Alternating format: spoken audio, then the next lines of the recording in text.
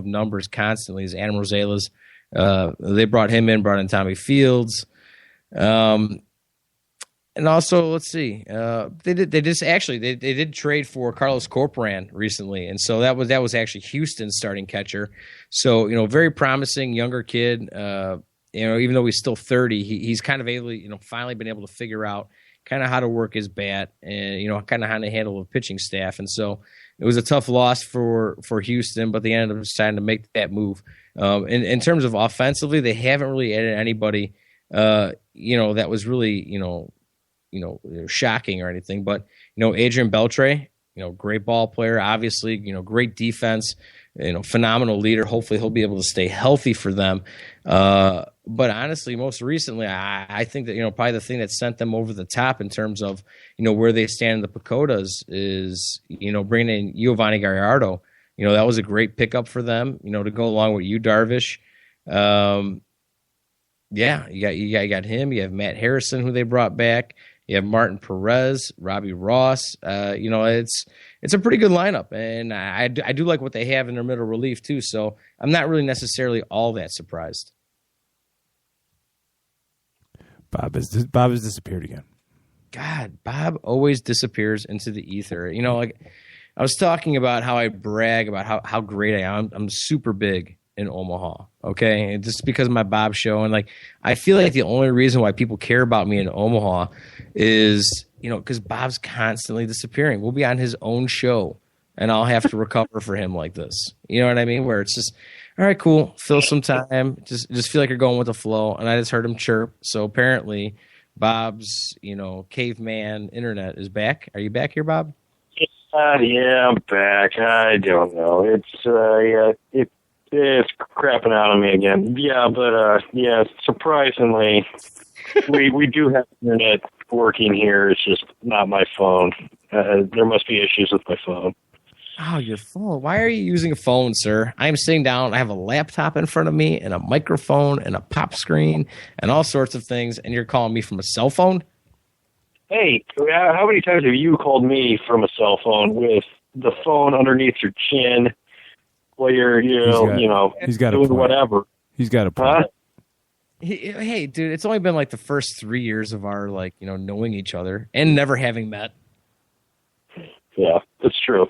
Yeah, I need to make it out to Chicago one of these days to test real. And Dr. Drew too. I love hearing Keith's. We were talking about this during the break. I love hearing Keith's voice. He sounds exactly like, even your giggle, even your little snicker sounds like Dr. Drew. Now I'm hungry. See? Now we need to start talking about warts or something like that. You said Snickers, and now I'm hungry. Snickers. I hashtag things that I find funny, Snicker-worthy. So if you ever want to search Snicker-worthy, I'll probably be the only person that pops up. I don't feel comfortable here anymore. Okay, yeah, that's great. And so moving on to Seattle, that's a team where they're kind of my Toronto, but I feel like they're a little bit ahead of the game in terms of being able to compete, just knowing, what a phenomenal pitching staff they have. When you march down that line, 1 to 3, you're pretty impressed. And then you got all these younger kids that are coming up through the lines. I really like what they're doing, in terms of adding the bat that they needed. Not necessarily, sure that Nelson Cruz is gonna be that guy again. I felt like he felt that he needed to prove himself, a lot last year, coming off of all the the steroids and this and that. Signed the 1-year deal, so he was already in a contract year, coming out of a contract year. And so we'll see how much of that plays a difference, in what he's able to do this season. But they feel comfortable with Logan Morrison at first base. That was obvious by trading Justin Smoke to Toronto. And I think that's a good fit for them because they need a first baseman, especially since they do the platoon thing. He'll be a perfect fit. But yeah, when it really comes down to it, the White Sox recently just re-signed Gordon Beckham. And so what that comes down to, it's not necessarily that, Gordon Beckham's with the White Sox. And by the way, if you're a White Sox fan, don't get upset that the White Sox signed Gordon Beckham. He's not going to be starting playing second base.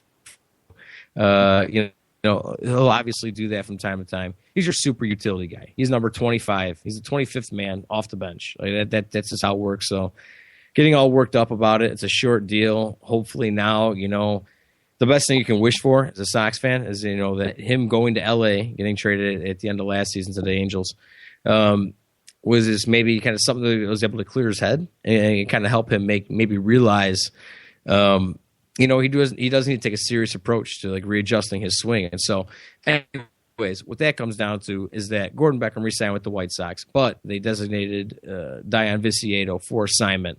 So that means they have 10 days, coming from was it yesterday, to make a move and get him off the team. And so, even though he's a great bat, he's probably going to do well somewhere. I think they're just they're happy with their team, ready to move on. And Seattle's always been one of those rumored teams. And I think, if Seattle was smart, if Joe was a smart guy, the GM there, he'd probably make a move on Dion.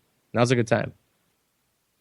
Yeah, it's interesting with me with the Gordon Beckham pickup by the White Sox. Yeah, people getting all bent out of shape. It's like, he's not coming back to, be the conquering hero. He's going to be a utility role player type of guy.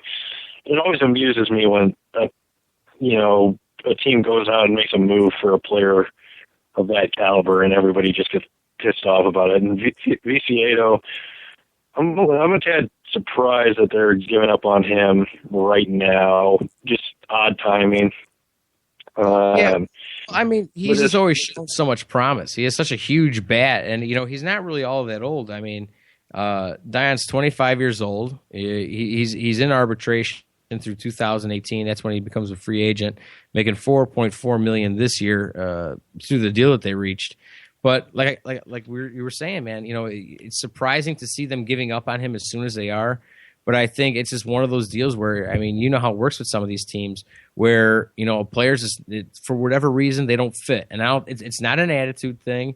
It's not, anything outside of just the things just didn't work out, and they had him from a young age. They've been working on him and developing him for quite some time. But, like I said, I think at this point, Rick Hahn's done a bunch of great moves. And it's hard not to put your trust in this guy at this point.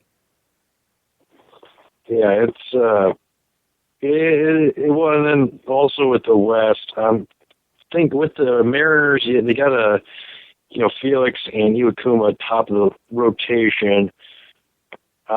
Bringing in Nelson Cruz, I mean, it's a pretty solid lineup. And surprisingly, with Robinson Cano, he's turned into kind of, he didn't have, all the home runs or anything. He wasn't, crushing the ball last year, but he was a good clubhouse guy and really took on a leadership role with this team, something that they've missed over the past 6-7 years.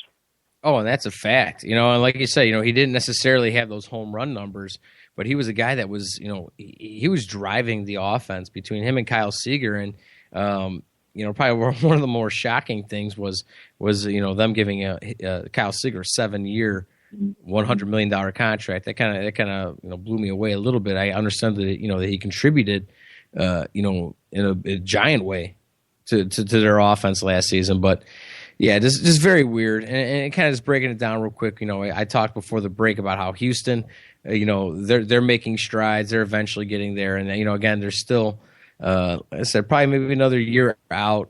From make one more big jump next year, and after that they'll. It's the AL West is shaping up. You know what I mean? So I feel like they're actually going to be able to compete with the West, in short order here. But probably just touch on the last team here in the West, going over Oakland, what they've done so far. Picking up Zobrist, that was a big deal. Acquired Escobar in the same deal, but then ended up moving him eventually to Washington. And just making, several additions. They picked up Josh Fagley from the White Sox, a catching prospect, sent Daniel Norris to San Diego, sent John Jaso to Tampa Bay.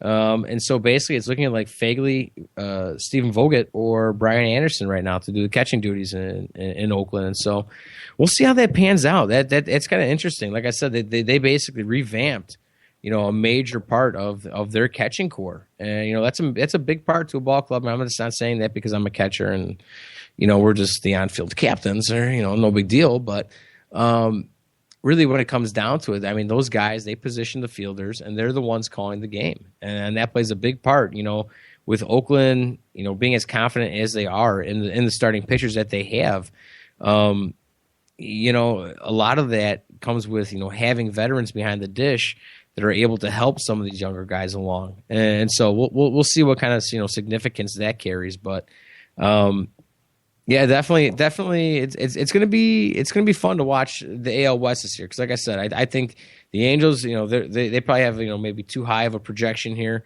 and I think Seattle might end up coming out with it. But Oakland's gonna compete. Texas, I feel like they might be in it still, and like I said, we'll see where the Angels fall. Yeah, I think with Oakland, it's interesting. They're every year it seems like they're in the off season. Billy Beane will make some moves and leave people scratching their heads, and then they're always in the thick of things. Also, the funny thing with this division is it's kind of like the NFC West, where it was so bad for so long. Like, it'd be the winner of the division would have like 94 wins, and then second place would have like 82 or something like that. It'd be such a bad division, and now this might be the best division in baseball. Yeah, it's definitely up there, but that was, like I said, eventually we'll get to the Cubs. I'll just run through their numbers real quick. They ended up, they're projected right now, and we're not going to go through all these numbers, but the Cubs are set to have 82 wins, which is good enough for second place behind the Cardinals with 89 wins in the National League Central. And, obviously the Cubs, made a bunch of moves this offseason. I'm very impressed. I feel like they did not necessarily accelerate their clock, but they did keep the pace with what they were expecting and, kind of the ideas that they had set forth and planned, you know what I mean? Yeah, 82, I'm not disagreeing with that, but there is a lot, there's a lot of young guys that are all or nothing. They strike out a lot, they're young guys, and that comes to Torrey having young hitters. That'll turn around eventually, whether and you're putting a lot of pressure on some young players to, again, like you said, speed up their clock of development to start competing. But not only in 2 years, but kind of starting this year is when they're the time that they're starting to compete. Yeah, well, that's like I was saying, that's a thing with the Theo Epstein and Jed Hoyer is that they've been right along and they haven't been setting these giant expectations. Obviously, you're going to get some of that from the media, but they've done a really good job of telling people, all right, here, listen, they're going to have to go through a learning curve. There's things that are going to happen where Jorge Soler is not going to be the greatest player in baseball, the entire time since the moment he came up. You know what I mean? There's a learning curve there, and it's kind of something where Theo Epstein and Jed Hoyer, they all came up with something called the Cubs Way. It's basically a manual on how to play baseball for the Chicago Cubs, where it walks down everything from, how to hit a baseball to how to run a base to how you get off the plane. The veterans come off the plane first. They're the first ones to grab their bags. It kind of, dates back to like the Baltimore Orioles. The Orioles had the Orioles Way, where it was all of those same things, but they teach it, all the way through their system. So these guys come up know that, so they're not like shocked, when they hit the next level. It's all something that's the way they were trained to play baseball ever since they became a Chicago Cub essentially. And you talk about all the way through the system. I think people tend to forget that they're 10 teams deep. When you talk about the major league squad, then you shoot down a AAA, AA, high A, low A, rookie league, short season. Teams in the Dominican Republic, there's a lot of guys within one organization, and so teaching that, and they've done a really good job of keeping the Cubs' history involved. The new regime, even though they're from Boston, they understand. I think actually probably even better than anybody that it's a historical team. There's a history behind it, and a tradition and all sorts of things that need to be upheld, even though they're out of towners. They're not out of town stupid. You know what I mean? So they're able to keep guys like Ernie Banks and Ron Santo and all these guys, in the game. And so, it was a big hit for them to lose Ernie Banks. He was one